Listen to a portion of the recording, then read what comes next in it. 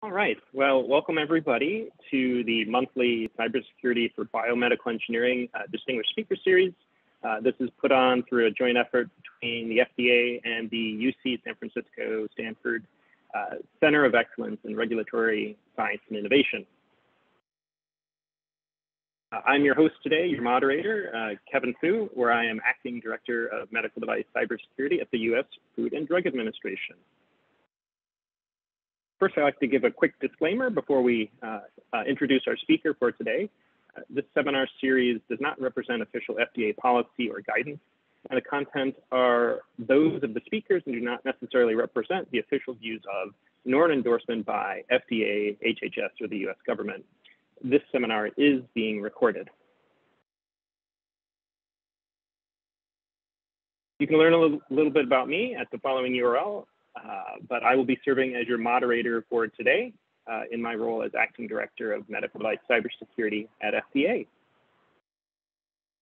So let's do a little bit of level setting on just why are we here today.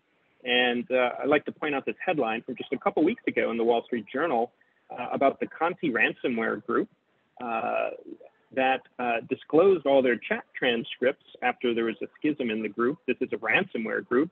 And it was discovered that this particular group was targeting hundreds of US hospitals. So it is no longer a theoretical question about cybersecurity threats and how they can affect the delivery of healthcare. It is unfortunately a real and tangible threat today. At the same time, why is cybersecurity becoming more important for biomedical engineering? Well, there are multiple things going on in the regulatory science world. So at the Food and Drug Administration, you will probably be aware that we've just issued draft guidance on quality systems regulation for the pre-market recommendations of medical device security. At the same time, the United States House and Senate have introduced new draft legislation pertaining to requirements for medical device security from a statutory perspective. And then, of course, in May of last year, President Biden in the United States issued an executive order on securing the nation's cyber infrastructure, and public health falls squarely into that. You can learn more about these two documents through our cybersecurity landing page. You'll see the QR code every now and then, but I encourage you to read our draft cybersecurity and medical devices, quality system considerations, content of pre-market submissions, and draft guidance. This particular draft guidance was issued just about a week ago. And again, it is draft. It is not for implementation, but it is open for public comment through July 7. And it covers quite a bit of the engineering recommendations for what security should be built in rather than bolted on. And at the same time, you can also find online in Congress the draft legislation called the Patch Act that is proposing to amend the Food, Drug, and Cosmetic Act to require certain activities for cybersecurity regulation of medical devices. So it's my pleasure today to introduce Dr. Christian Dameff from the UC San Diego Health System. He's going to be speaking today about Unringing the Bell, a physician's perspective on the future of medical device security. Christian is an extremely active researcher in this space. He's also what I would call sort of a super hacker. So he's very active in the hacker community and is one of the few practicing clinicians and physicians who understands the deep technology as it relates to computer security threats to medical devices. So I think this is going to give a very interesting perspective since he lives in both of these worlds.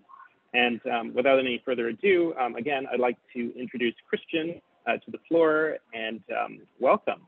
It's an absolute honor to be invited to speak today. We have a lot of content to get to, and I appreciate the introduction. So what we'll go ahead and get to the agenda here. We're going to really be talking about a few different things here.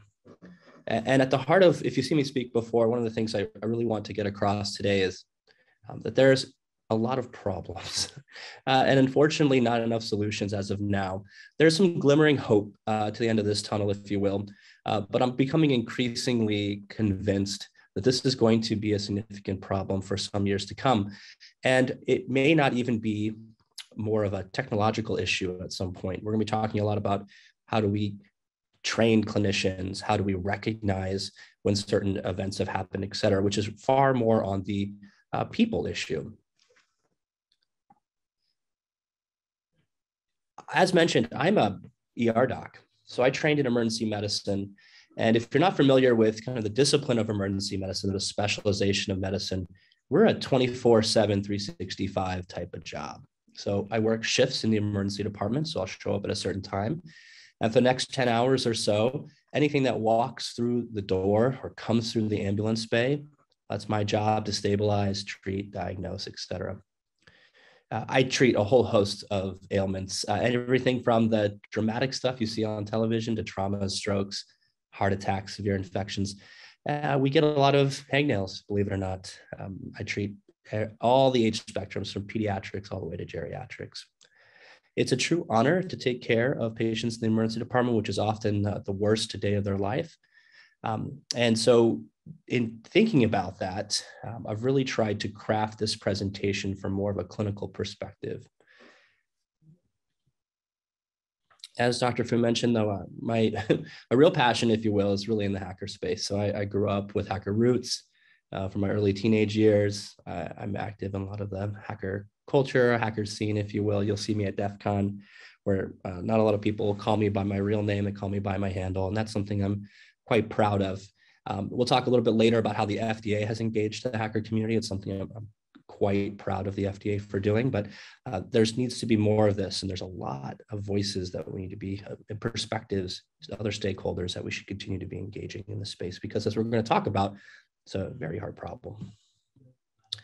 I have an academic appointment here at the University of California, San Diego. I have appointments in emergency medicine, biomedical informatics, and I'm an affiliate position in computer science, where now I'm tasked with working clinically, but also researching this interaction, where we're trying to now kind of formalize the study of healthcare cybersecurity as it relates to patient safety impacts, quantify, and really start studying this in a more formalized academic way. As you'll see, a lot of the slides I'm going to show you start off with news headlines, because the literature in this space is actually quite lacking. So an opportunity for any of you out there that are interested in this to start working in this academic space to improve the literature base, raise that bar of research is something that was desperately needed.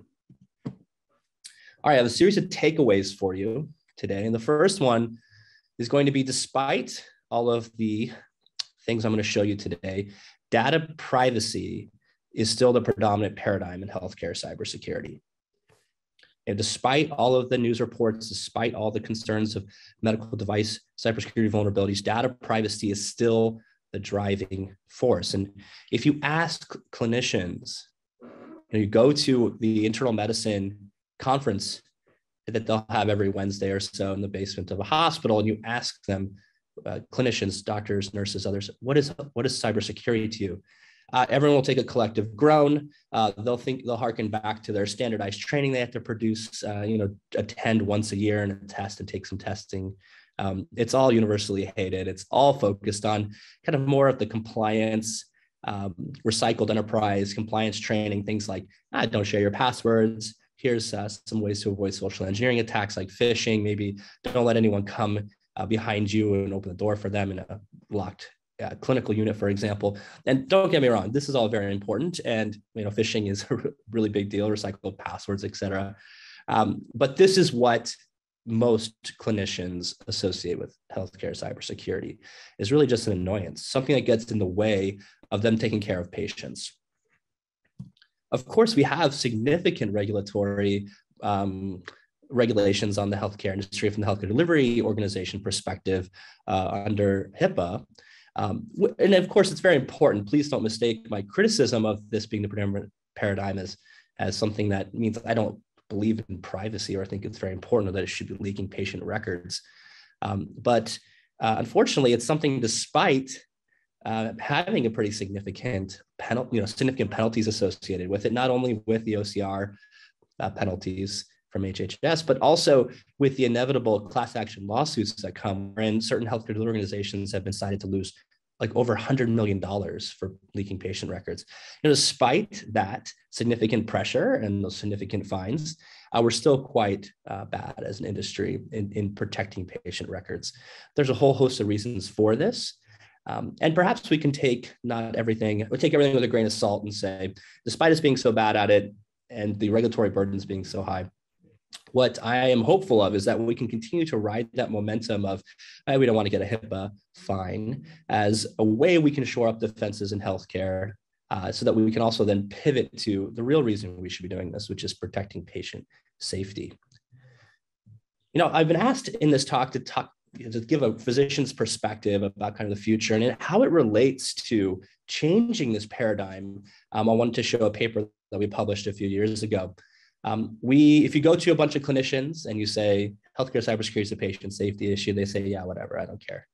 But if you show them how it actually impacts them, speak their language, we've had some success in converting clinicians into becoming advocates for this space.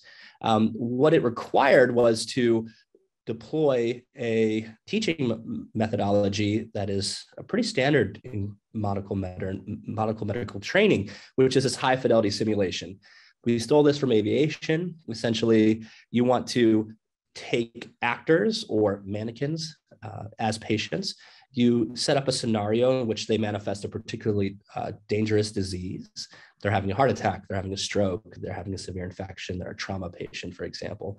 And you take a medical student or a resident or even a practicing physician, and you let them run through this experiment, if you will, through this simulation. They don't know what's going to happen. They have to talk to the patient, examine the patient just like they would in the emergency department, come up with a diagnosis and treat appropriately. Well, you're doing this in a kind of low stakes environment. You repeatedly do this and you're able to critique their performance. Oh, you did this right, but you forgot the aspirin in the heart attack patient. Let's do it again. It allows you to practice in these kind of lower stake environments, get some feedback while still having some sense of realism. We were able to do this using real research on medical devices. So we took, we're going to talk about Dr. Fu's work in pacemakers in a little bit, Jay Radcliffe's infusion pump research, for example. We took the real security research showing what could be possible with a compromised medical device or an hacked medical device. We married it to a clinical diagnosis, a clinical presentation, and let the doctors do their thing. And so we've had some success in utilizing this. And this is my hope for the future that we can do, is changing that paradigm, talking about it in a patient's safety perspective, using language and methodologies that clinicians are already used to. I hope we continue with this, and I think scaling this is really the only issue. I also believe that we are becoming more and more aware of this incidentally in medicine as clinicians by just reading the newspaper. Yeah, I have a lot of people come up to me and say, I understand you do cybersecurity research. And these are cardiologists, gastroenterologists. And they say, I read something in the newspaper about a hospital getting hit with ransomware. Or the best interactions I have is when I actually talk to a clinician who's taking care of patients in a hospital during a ransomware attack. And to hear their struggles and to have them be able to say from a first person perspective what they experienced, that's what we want. But it's pretty rare. What I think we need to be focusing more on is framing it in the context of cyber disasters. So take some of the technical jargon out of it, take out the words that cause clinicians' eyes to glaze over. Instead, talk to them about, well, this can be akin to something like a natural disaster. When we get hit with ransomware, our systems are down effectively as if there was a power shutdown or a flood. And so utilizing existing methodologies and existing disaster plans, really shoring up our cyber disaster preparedness is another way to change this paradigm. And so this is a little diagram we published talking about the phases of cyber emergency management in hospitals, and then using this as a nice vehicle to communicate what the true patient safety impacts could be. For good or for bad, the high tech was amended to seek guidance on how fines should be levied against organizations that have had data breaches, and taking into consideration some of their protections. So if your hospital had multi-factor authentication, they had an intrusion detection system, they're using endpoint security products, they were trying their best but still got owned, should they pay a significant fine? And so these types of things are going to get adjudicated over the next year or so to try to offer some relief, some monetary relief to hospitals. And I think in some cases, this is good. What I would really want is a hospital who levies a fine like, gets a fine like this to really invest that fine back into cybersecurity instead of just paying the fine. But what I think this will do is give some requirements, really clarify what constitutes kind of standards, of which there isn't really a lot of guidance on what a hospital should deploy on and meeting certain regulatory requirements. So I'm hoping in this aftermath of what exactly is going to happen with this amendment, hospitals will have some clarity as to some security goals they should shoot for. All right, takeaway number 2. So if takeaway 1 is we're still preoccupied with data protection. That's good, but it's missing a lot of the point. The number 2 is that we are critically dependent on connected technology. And I'm just an ER doc, so my understanding of the entire practice of medicine is quite limited. I don't know what it's like to do a colonoscopy and understand what technology is involved in that. There's so many different clinics and things and workflows that I'll have no understanding in the oncology space. But I can assure you, every single one of us is critically dependent on this type of connected technology, including medical devices. And to kind of drive this home, if you've seen me speak before, I make a requirement for me to put this painting in every single one of my lectures.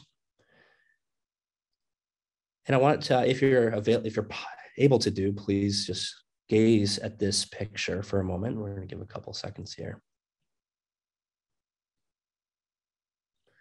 It's titled "The Doctor." I was exposed to this painting in medical school by a dear mentor. And the point was, the doctor is right next to the patient. The patient's in the middle of the painting. And although this painting is called "The Doctor," the patient is what matters. I'll also tell you, I've been that doctor on the left. I've taken care of many very sick children, and I can tell I know exactly what that doctor's thinking. Tried every treatment, tried every medicine I can. I'm not sure if this patient's going to pull through. I use this to talk about the patient-doctor relationship, but also to contrast that with modern medicine. Again, in this picture, the patient is in the middle, but allow your eyes to gaze around the periphery and you'll see very quickly that there's a whole host of connected medical technology supporting the care of this patient. There are gigabytes of data being transmitted wirelessly all around this patient, supporting this patient through the electronic health record, through PACS systems, et cetera. And it's just very clear. It's very different, and it's only really accelerating in our dependence. When I work a shift in the emergency department, and I'm doing a trauma resuscitation, for example, or just taking care of a patient I think is having some chest pain and might be having a heart attack, I will grab my ultrasound machine. I will literally wheel it to the patient's bedside. It's a knee-jerk reaction for me. And my modern emergency medicine training has made reliance on these types of devices a huge part of taking care of a patient. I've also never practiced in an environment with paper records. I want to say, I don't think I'm that young anymore. I went to medical school in 2010, but yet have never practiced in an environment with paper records. My reliance on the electronic health record to be a good doctor is huge. This is a study I thought was just poignant and drives home that point. They measured the amount of mouse clicks from a single provider in the emergency department over a busy 10-hour shift, and it equated to 4,000 clicks of the mouse in one shift. When they actually measured what proportion the providers spent on various aspects of care, 44% of it was spent on data entry into the electronic health record. 28% was actually spent in direct patient care, 12% on reviewing test results and records, and 13% in discussion with colleagues, which is now actually more and more increasingly digitally involved as well. So over VoIP systems, for example, or using actually text chatting within the electronic health record. 3% on miscellaneous activities. I just found that this study rings so true to many of us in the clinical space. We spend so much time buried in electronic health record. To further drive this home, we're going to go through a case. So it's common in medical practice to do case-based studies. So we're going to use Ann Nelson, this theoretical case, a 68-year-old, hypertension, diabetes. She's found by her husband to have acute weakness of her left face, arm, and leg. It's clear to many people that know about, facial droop, for example, or inability to move an arm or a leg suddenly, that this patient's likely having a stroke. It's important to know when these symptoms started, because one of the very few treatments we have for stroke is time dependent. We're going to talk a little bit more about that. But she was last seen normal about 180 minutes ago, and we have about 90 minutes to do what we need to do. A little clinical background to make this more meaningful. There are two types of strokes, generally speaking. There are many subtypes, but about 15 to 18% of the time, a stroke is hemorrhagic in nature. It means that the blood vessel has burst and blood is leaving the blood vessel into a portion of the brain where it shouldn't be. That's also commonly called a brain bleed. There are many types of this, but that's a hemorrhagic stroke. The consequence is that the bleeding's going somewhere else and blood's not getting delivered to a portion of the brain, which is why this patient will manifest with weakness, inability to talk, et cetera. The majority of the time, a patient doesn't have a hemorrhagic stroke. They have an ischemic stroke, wherein a blood clot will clog, if you will, a blood vessel in the brain, prohibit blood from going past that blood clot and feeding portions of the brain. And the treatment of that is something called, usually it's something called TPA, tissue plasminogen activator. This is a clot busting, blood thinning medication. What this will essentially do is it'll dissolve the clot. As a consequence of that medicine, your ability to form clots or stop bleeding goes away for some time. So you can imagine it's great to give a patient who's having an ischemic stroke TPA, as long as it meets certain parameters, because the clot will get dissolved. They'll have restoration of blood flow. But if you give that to a patient who's having a hemorrhagic stroke, the body's ability to clot off and stop that bleeding goes away, and they bleed worse, and you most likely kill that patient. Here's kind of a video displaying the TPA aspect of it. So this is going to be an ischemic stroke, not a hemorrhagic stroke. As we age, our blood vessels can narrow with atherosclerotic plaques, fat, if you will, until unfortunately a blood clot comes by, clogs that sucker up. TPA is going to be administered now. Clear up that clot, allow blood flow to resume.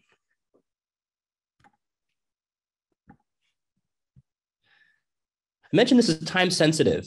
These are guidelines that are produced by the National Heart Association and other stroke organizations.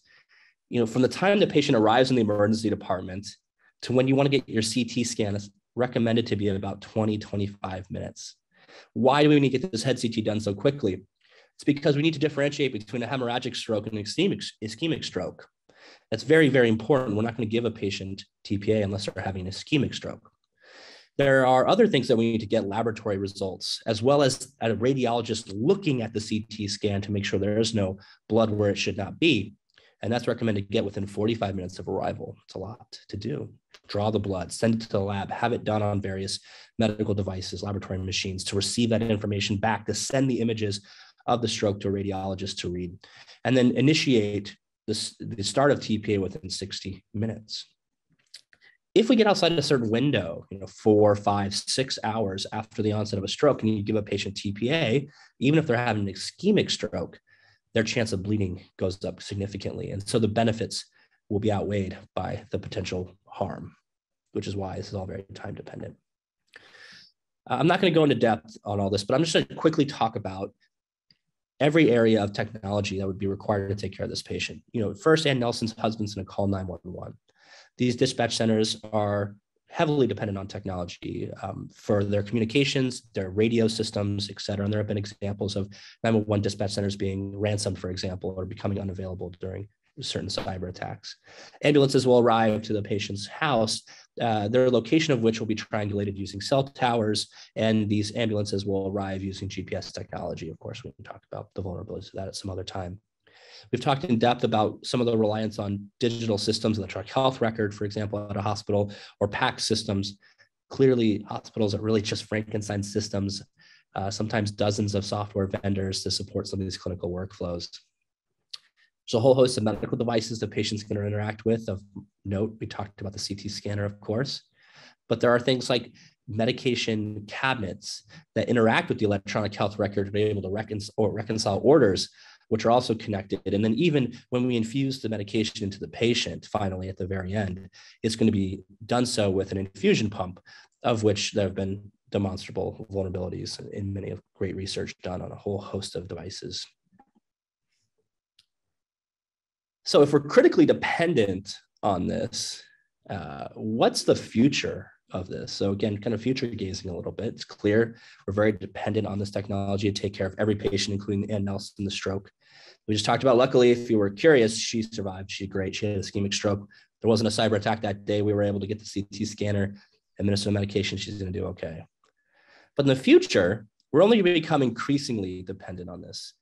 This is a study we published kind of at the height of COVID, where we were able to take a chest X-ray. So the background of this was, we were getting crushed in the emergency departments and everywhere in the world was, and we recognized that we were going to likely have a shortage of ER docs.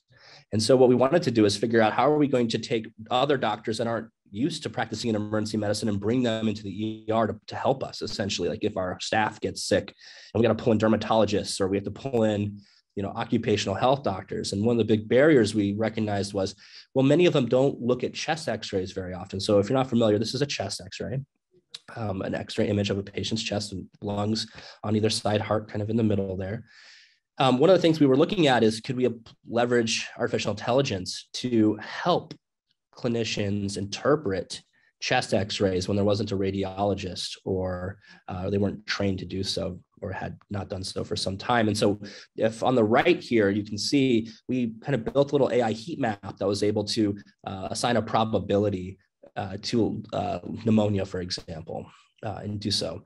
And then what this study did, we deployed this right at the heart of COVID. We wanted to get a sense of, would the clinicians even trust it? And so we did a study and surveyed them, and 86% of them said that it was very easy to use the tool. 20% of the time, they said that the AI tool changed their clinical decision-making. And then we also looked at two different populations. We looked at attending physicians. These are doctors that have been practicing for some time. They supervise and teach younger doctors in training. Those are called residents, if you will. We looked at the differences between them and found that, generally speaking, the younger doctors thought it was easier to use than the older doctors. And then anecdotally speaking with some of them, they were quite excited about this future. So when we're talking about our critical dependence on this technology, AI, machine learning, natural language processing, these types of things, which are just exploding in medicine, are going to resonate, especially with younger physicians. And as we become more and more dependent on this, there's this concept of, we'll get to in a little bit, but automation bias. Takeaway number 3, clinicians trust technology and we do not expect failure. Anecdotally, when a downtime happens, so generally speaking, we have planned downtimes in most organizations. They'll say, okay, we're going to take down the electronic health record for a certain number of hours to do upgrades. We're going to schedule that for like 2 o'clock in the morning on a Sunday morning to have the least amount of impact. When that downtime occurs, you should go to paper records. I can tell you that is one of the least desirable shifts to work in the emergency department because it can be so disruptive to care. And when it occurs, instead of many clinicians and nurses and other types of things going to that kind of manual non-EHR workflow, they just take a break. They just say, okay, I'm going to wait until the system gets patched and come up because it's just so much work to do it on the paper workflow. This is an interesting study. Hospitals that are accredited are required to have an internal reporting mechanism for issues like errors. Like if there's a medication error, an issue with surgery, there needs to be kind of a web portal, a web application reporting platform to do this, and then a process in which they can look at the outcomes of these. This study looked at thousands of reports through the system and identified which ones were associated with downtime. So most of the time it's not downtime, but they were able to identify,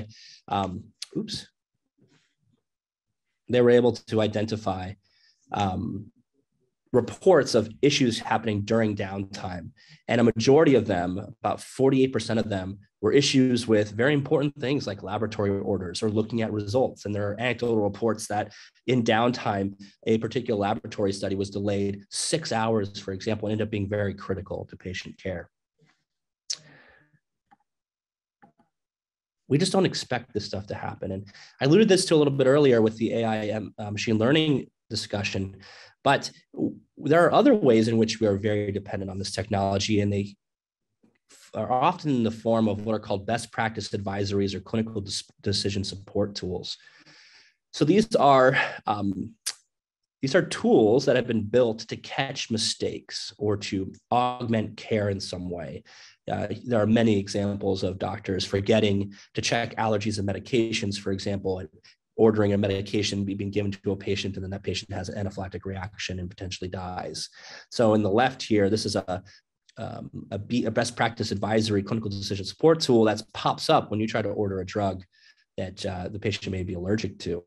Or on the right is a BPA that suggests, hey, do you really want to give this patient blood? Their blood is not low enough. The blood level is not low enough to warrant it. Are you sure you want to do that?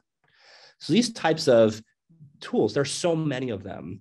Ones that can aid in your diagnosis. Hey, this patient's got a fever and their heart rate's up and they have certain laboratory features. Is this patient septic? Do you want to start antibiotics? These types of things are fantastic in improving the quality of care, but they make us increasingly dependent on them.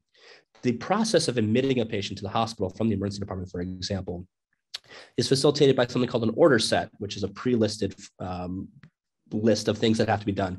Admit this patient to the floor, give them Tylenol every 6 hours, make sure you give them blood thinning medications, make sure you give them some food. That process with these types of digital tools can take 4 or 5 minutes and is done with a high degree of accuracy.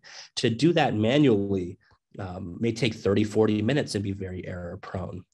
We're only becoming increasingly dependent on these types of things moving forward. And the thought of being able to having to do that during a ransomware attack, for example, means that I'm going to make a lot of mistakes, forget things. It's not just in the electronic health record, but it's also medical devices themselves. This is an EKG machine that is able to take electrocardiogram, electronic tracing of a patient's heart activity and identify certain disease states. But as an amazing feature of these devices, and I've actually never encountered an EKG that did not have this functionality, was the computer, if you will, can give a read, an interpretation of this. And that's manifested in this picture on the right, in the top right. It says atrial fibrillation, 70 beats per minute, normal QRS, incomplete right bundle branch block. The computer is saying, this is my interpretation of this EKG. Well, this study looked at when that's wrong, errors, and whether or not physicians trusted the EKG over their own eyes in interpreting an EKG. And depending on your training, if you're a cardiologist, you read hundreds of these a week, you're far more likely to distrust. But for a vast majority of clinicians, even if they saw contradictory evidence on the EKG, they would still trust the computer's read over their own. Takeaway number 4. Cyber attack impacts these technologies and causes patient safety concerns. I've been talking a lot about that, but let's dig into that a little bit more. This is a figure from a publication we wrote that was taking the CIA triad. I'm sure many of you out here are very familiar with the CIA triad. And if you're not, no, it's not the government agency. Instead, it's this confidentiality, integrity, and availability. And we took kind of how that would be applied in healthcare. And this is not an exhaustive list at all. But as you mentioned, the predominant paradigm being patient privacy really falls under the confidentiality section of this. Think about patient data breaches, phishing, social engineering attacks. Integrity attacks are interesting in healthcare. There has been some research done in this. I have yet to see an example of an integrity attack in healthcare causing actual patient harm, but imagine changing certain laboratory values, changing and deleting allergies, for example, changing drug dosing. This is a very scary future, and I think quite an understudied and underappreciated risk of medical device cybersecurity. And I'm hoping we can get a little bit more research in this space. We were able to do some HL7 attacks and change HL7 messages and make patients look like they had diseases when they actually didn't, causing the physician to initiate a treatment they shouldn't have received. But really, there just needs to be more in this space. The predominant discussions now are all around healthcare ransomware. And that's really at the availability side. So talking about things like ransomware, denial of service attacks. I am not lying when I say this is one of my favorite papers of all time. Dr. Fu's seminal work in 2008, really looking at the vulnerabilities of implantable cardiac defibrillators. This is a very informed audience when it comes to the vulnerabilities of medical devices, so I won't belabor the point. But we don't expect these things to be possible from the clinical side. We don't entertain that a malfunctioning pacemaker AICD may be the result of some type of malicious attack. It's just not in our differential diagnosis, despite it spanning a whole host of other devices, including some that have been reported for well over 10, 12 years now. And one of the interesting things I want to have an opportunity to reflect on and really pose it to the audience, and we can address maybe in Q&A, is I really haven't seen a lot of device research lately during the COVID times, and I really wonder why. Because it seemed like every few years, a security researcher would get bored, buy a device off of eBay, and find out quickly that it had a whole host of really significant issues, and prompted a lot of the great work that the FDA has done. We'll talk about here in a little bit. Anonymous launching a DDoS attack on Boston Children's Hospital, 2017. We had WannaCry. Really, we're in the next phase, if you will, of healthcare ransomware, where instead of it just being a non-targeted, randomly spreading malware, we have ransomware gangs, like Dr. Fu mentioned, the Conti group, specifically targeting healthcare and resulting in much more devastated and protracted attacks. And so both of these attacks, the UHS and the Scripps attack, they didn't last days. They lasted weeks to months. The UHS attack impacted 400 facilities across the country, including psychiatric facilities, clinics, even a level 1 trauma center in Washington, D.C. And then in my neck of the woods, Scripps got hit and their 4 large hospitals went down. One of the things I wanted to bring up to the group here is something that we're now just now understanding. It's this concept of a cyber blast radius. I don't know, please forgive me, all the cyber talk and all this vernacular, but what we saw when Scripps got hit is 4 hospitals got hit within a relatively small geographic area. Their care constitutes a big chunk of the total care delivered in the entire county, and the order of 30 to 40% of all care in the county was being done by this one healthcare organization. And so when they got hit, they went on diversion. So this is a practice wherein they say, we're overwhelmed, we have an issue, we're under ransomware attack, we can't take patients, we can't take ambulances, they got to go somewhere else. And so I worked at a hospital, in close geographic proximity to these hospitals being hit, but we weren't infected, but yet we saw a huge wave of patients. Certain days early on in the ransomware attack, we saw triple the number of ambulances that we normally would. In certain days, we saw double the amount of emergency department patients that we saw. This is really speaking to this concept of an ecosystem wherein an attack on one system can impact all the others. It can be quite concerning when you discuss potential attacks that impact critical access hospitals. So I'm thinking of something like the University of New Mexico, which is the only level 1 trauma center for the state of New Mexico, truly a linchpin, if you will, of regional care, where if they were impacted and you got in a car accident in somewhere in New Mexico, you might have to be transported to another state to receive life-saving treatment, of course, resulting in delays. I don't have any specialized knowledge of some of these cases that are reported to be patient harm impacts of ransomware, other than what's publicly reported, but a rather unfortunate case. I get asked a lot, can you show me someone who's died because of ransomware? And if you can, then I'll believe this is an important issue. We have several reported examples of that. Again, I won't comment on whether or not they actually, the cause of which was the ransomware, but this is a really sad case about a mother who was in the hospital, was pregnant, had a fetus that was being monitored using a medical device, using a fetal monitor.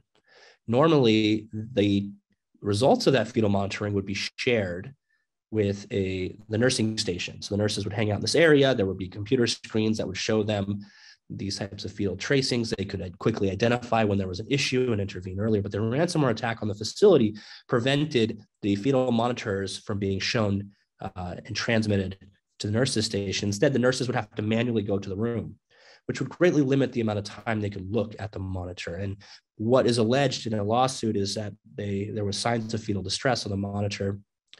They were unable to see it in a timely manner. The child was subsequently delivered, but unfortunately died because of some complications that is alleged could have been seen sooner and intervened in earlier had that ransomware attack not been happening.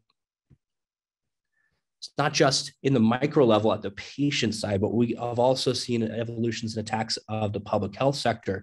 During COVID, public health reporting was impacted in Maryland, where they couldn't report COVID-19 cases because of a ransomware attack. And likely certain state actors have been implicated in targeting vaccine data, vaccine manufacturers during COVID in an attempt to steal intellectual property and or data and or potentially disrupt vital healthcare supply chains. All right, takeaway number 4, complex healthcare problems are hard to fix. I'm going to say it's kind of like tongue-in-cheek. Simple healthcare problems are hard to fix quickly, but when we're talking about really this intersection of two disciplines, how dependent we are on the technology, how pervasive it is in clinical practice, it's a really hard thing. And truly, I don't think we're ever going to solve it. And it's funny, I saw Dr. Fu had used this same headline, and I wanted to use this as a springboard to talk a little bit about some of the positive things that have happened.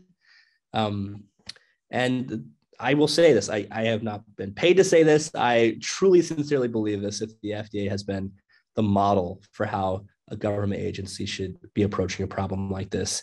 Everywhere from their pre-market guidance, their post-market guidance, to their engagement with security researchers and hackers. I'll never forget seeing the FDA stand up for security researchers and hackers and defend them against device manufacturers that are threatening to sue them to the end of their life for just doing the right thing and bringing to light a vulnerability and pushing to get it fixed.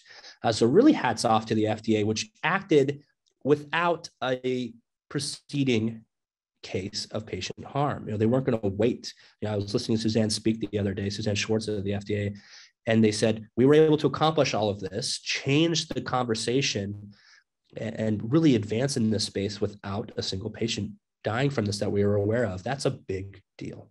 And so that gives me a little bit of hope that's in some of the other government agencies and bureaucracies and other types of organizations in the periphery that aren't government, that maybe we'll have some hope. There's also some recent legislation that was alluded to as well. One of the things that just totally boils my blood as a researcher is I can't get a simple answer on how many hospitals have been attacked in the last year. The best we have publicly available are industry reports where a bunch of interns will go on the internet and look for news reports of hospitals getting attacked, and then they'll put that into some type of industry report.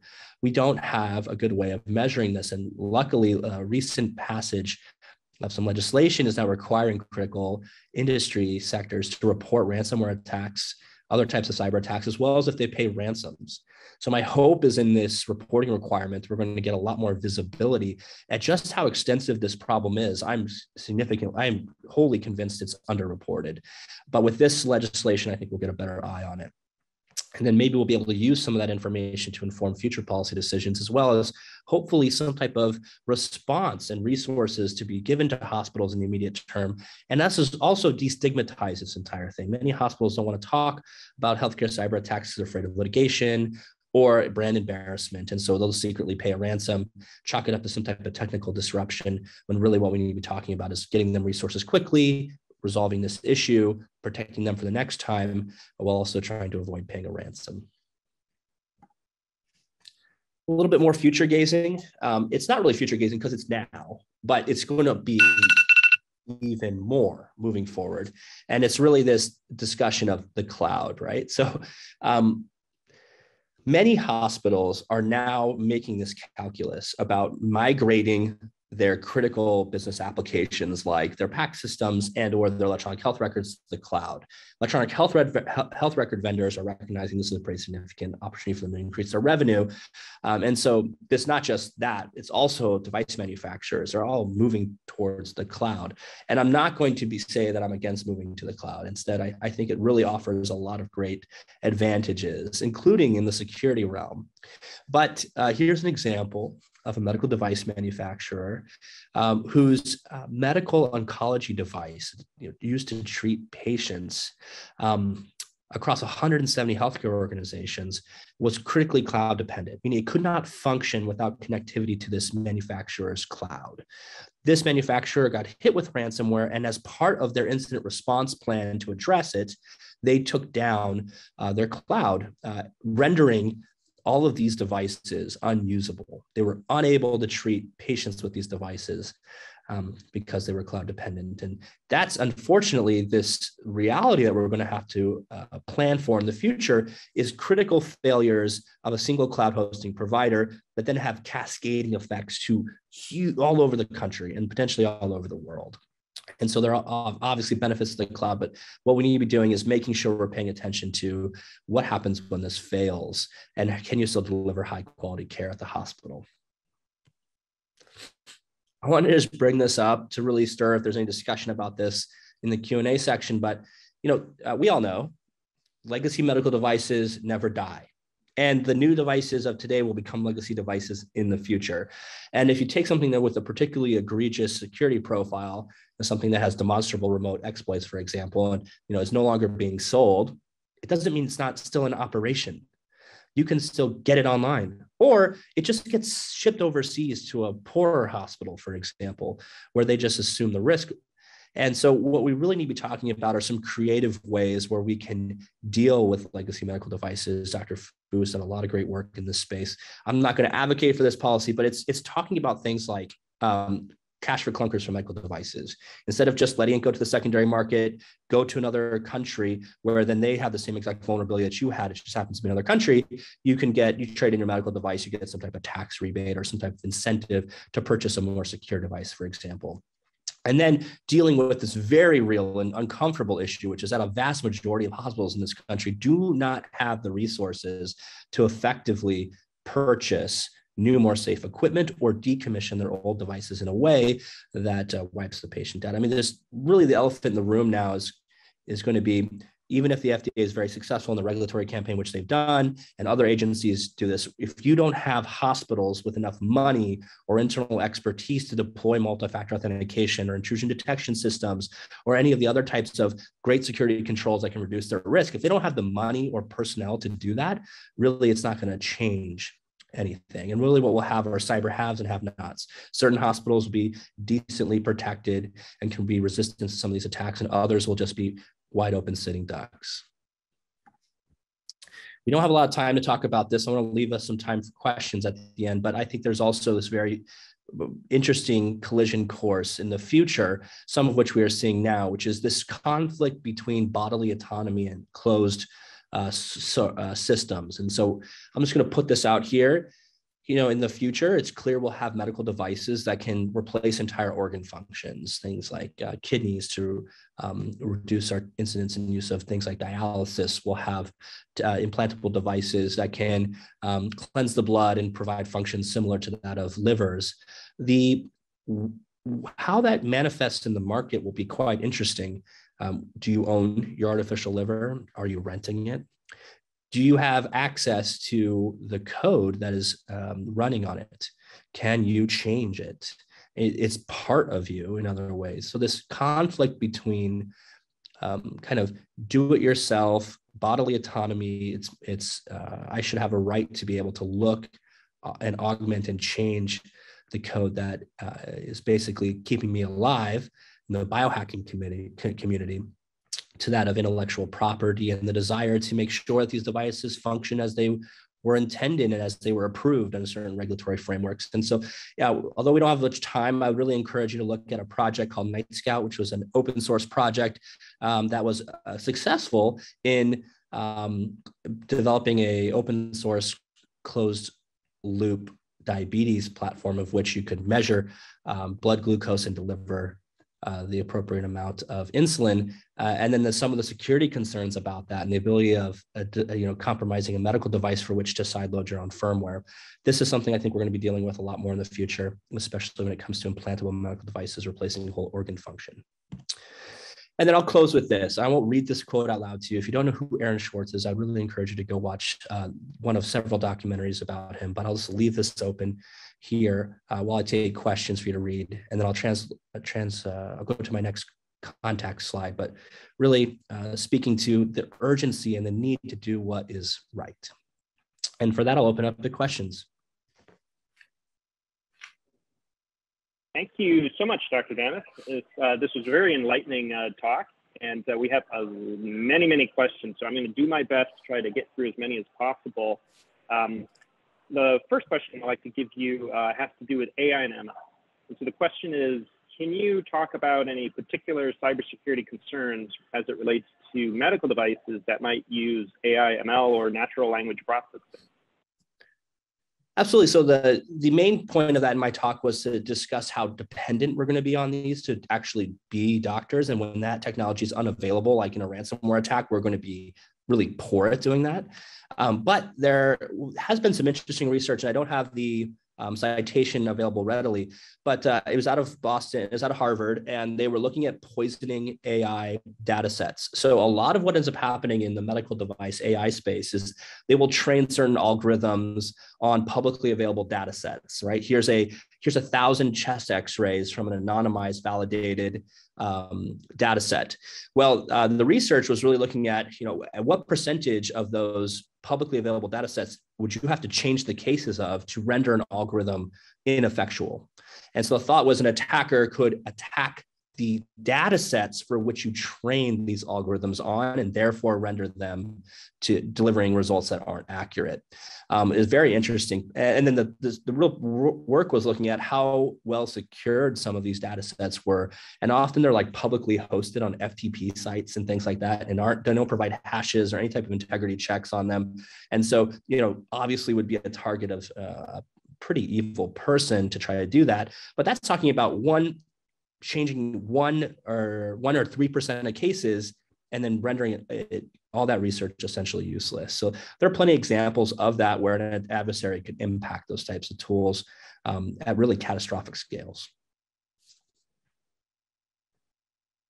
Okay, the next question, turning to a different topic that has to do with firmware. We were wondering if you could give any insight or thoughts on cybersecurity threats that may affect firmware of a medical device that might result in what's called bricking, and maybe you need to explain what bricking is and whether it's occurred before. I'm unfamiliar of any medical devices that there are many IoT cases of this, more on the consumer side, routers, other types of internet-facing IoT devices where certain pieces of malware will essentially brick the device. And what bricking means, to my understanding of the question, is rendering it basically unusable anymore. The device can no longer function. And so I'm unfamiliar of any medical devices that have been subject to malware causing them to be bricked intentionally. But you can imagine that there are plenty of examples of that previously with non-medical devices for which it would be possible. I will say just anecdotally, some of the research groups that I've been working with here in San Diego, we've been very interested in looking at all the Bluetooth devices that we see in our natural environments, of which I will say one of the most common ones we see from consumer devices outside of cell phones are actually CPAP devices. So there's a common manufacturer of CPAP devices that have Bluetooth connectivity that are broadcasting continuously and are commonly seen. You drive by a hotel and you'll see 2 or 3 sometimes. What am I getting at here? You can imagine certain vulnerabilities that could be leveraged to render those devices unusable, especially with them sharing so many of these commonalities. At the heart of it, I think we could do a lot, and I think the FDA has given guidance in this about protections around firmware, making sure you can validate, and there are processes in place to avoid uploading firmware onto devices, for example, wherein there aren't checks to make sure it's the appropriate thing, that has not been altered in some way. And we've seen some publicly demonstrated attacks that look at the firmware of things like pacemakers. I could think of Billy Rios's work specifically in that Black Hat presentation from a few years ago, where it clearly is shown that the way that many legacy devices are designed is not considering that type of threat vector. Again, speaking to the FDA's requirements or a suggestion now of things like threat modeling. Yeah, and you can see those threat modeling advertisements in some of our rotating slides. So the next question, turning away from medical devices for a moment, but to the world of healthcare delivery, there are sticks and carrots. And one of the questions is asking, what are some carrots that might help hospitals, especially hospitals and clinics that might be in rural outpost areas, to become either more compliant or more up on their, perhaps the OT cybersecurity world relating to medical devices? I feel like I've just been naturally growing in my frustration and frankness about this exact question because there are no carrots. I'm going to be very clear. And if you don't take any of the takeaway questions from me, I'm just going to be very blatantly honest here. And this is only my personal opinion, not that of my employer or anyone else. There are no carrots. There are only disincentives and fear. And quite frankly, a huge lack of resources for those critical access in rural hospitals to deploy these types of things. First of all, we have a huge industry-wide shortage of cybersecurity professionals. So there's not enough people out there to work at some of these rural sites or that want to work in rural Arizona, for example. I grew up in Arizona, I can say that about Arizona, but who wants to be a really well-trained cybersecurity expert and live in the middle of nowhere in Arizona? Two, to be able to pay them what the industry requires. It's just not possible in many of these instances. And three, healthcare environments are particularly hard to practice in from a cybersecurity professional perspective. There's a lot of competing interests. There's very loud and annoying doctors like myself that will complain about multi-factor authentication or increasing password complexity requirements. That is the first thing, is that it's hard to recruit talent, keep talent, and to actually be effective in a healthcare environment. And then two, there's just not enough money. So there are cyber haves and there are cyber have-nots. There are organizations that have marble floors and palm trees in their waiting room, and someone serenades you with a piano while you wait to go get checked out for your chest pain in the emergency department. And then there can be hospitals literally across the street that are county hospitals that bleed money every single year, don't have two nickels to rub together, and to expect them to make a hard decision like investing in cybersecurity or at the expense of potentially launching a new clinic to take care of 100 or 150 diabetics.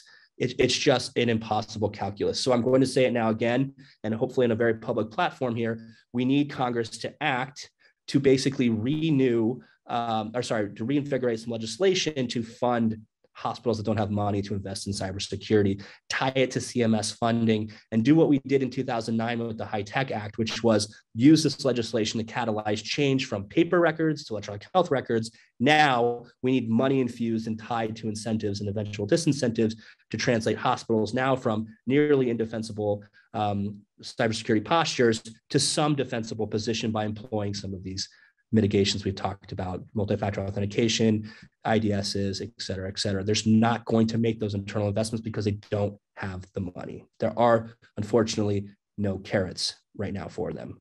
I'm a big fan of salad. Let's get them some carrots. Well, thanks for giving us sort of the hard truths from your perspective there. And actually related to that, I'll just point out in 2012, 10 years ago, I held a panel at NIST, and it's still publicly available on the economic incentives for medical device security. And a lot of those transcripts are still up online. And unfortunately, I think not too much has changed in those 10 years on the economic side. But we are at the top of the hour. So unfortunately, I won't be able to take any further questions at the moment. But again, I just want to thank you for taking time today from your busy schedule. And I know you're doing some amazing things with the CyberMed Summit and really bringing these important issues to awareness in the clinical world. So thank you for all your service. Thank you, and for yours as well. And thank you again for this opportunity to speak today. Well, this concludes today's seminar, and we will return one more time for this academic year next month in May with Professor Ross Anderson from Cambridge University who will be speaking about machine learning and security engineering. So thank you all, and have a good afternoon or morning.